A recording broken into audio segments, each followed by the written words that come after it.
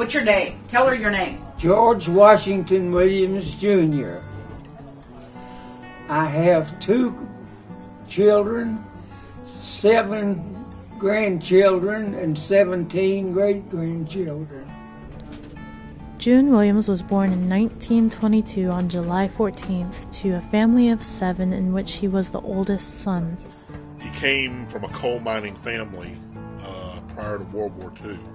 He escaped the coal mine by joining the Navy and winding up in a little place that no one had ever heard of called Pearl Harbor, Hawaii.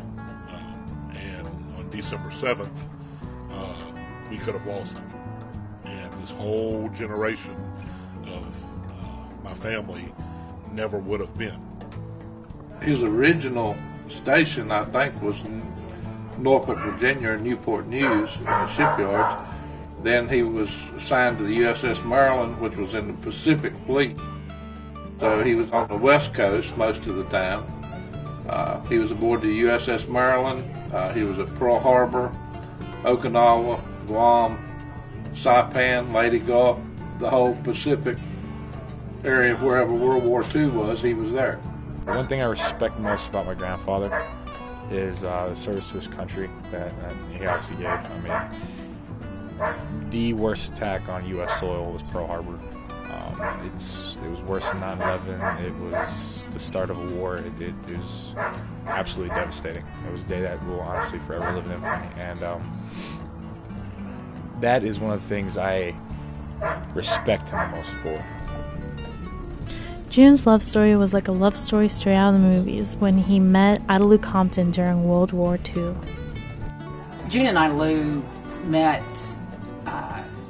when Granddad was in the Navy, and he was actually interested in her sister, who currently now lives in Phoenix. They were writing back and forth to one another, and she met another young man and told Granddad that she couldn't continue writing to him, but she had a younger sister who she felt sure would do that.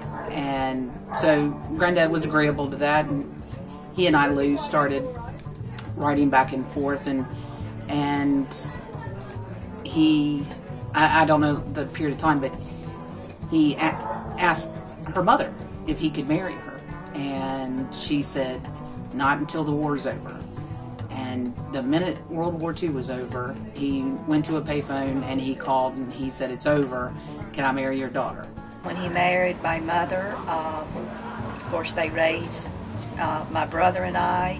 My dad has always been a working man. Over the later years, he has had some health problems, a couple of heart attacks, some bypass surgeries. He's had some cancer in his body, which he took chemo for a year. That's been gone now for 15 years. He was a wonderful caregiver to my mother when she became ill. Took care of her at home for 2 years. We did lose her about 18 months ago. He's still living in the home by himself. We think doing a fantastic job. Granddad, to this day, is still sad. He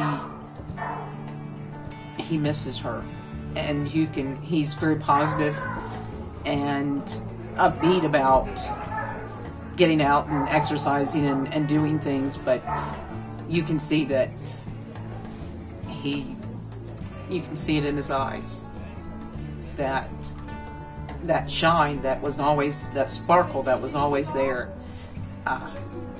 is not as bright.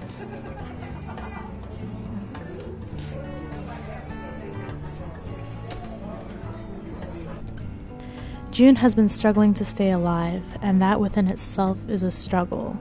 His love for his family is what's keeping him alive and strong and making him the man that he is right now, today. He's 90 years old, and he just recently, 6 months ago, celebrated his birthday and had 195 people show up to his 90th birthday. I mean, I can't even get that many friends on Facebook to congratulate me, so it's just absolutely amazing at this point in his life how many people still care about him, love him, cherish him, support him, look up to him. I mean, I know he's my hero, but there's numerous other people out there that look up to June and just realize how amazing of a guy he is. He's a very straightforward and honest person.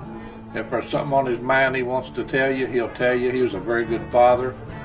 He took care of my sister and I and my mother the best way he knew how, and everything turned out fine. But just an honest, straightforward person. That's how I would describe him. So, yeah, he's a pretty miraculous man. There's one more thing I'd like to say, and when I'm 90, I hope I'm just like you. Love you, Grandma.